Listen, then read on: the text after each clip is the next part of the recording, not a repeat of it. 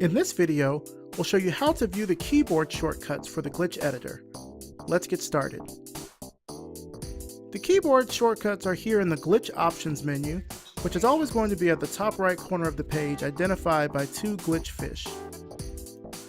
Once you click this, you'll see a button here that says keyboard shortcuts. And clicking that will show you a modal box that has the keyboard shortcuts that you can use throughout the glitch editor.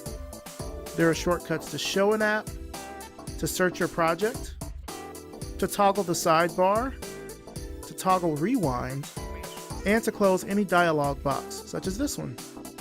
There's also advanced keyboard shortcuts like exporting to GitHub or toggling the logs or the console.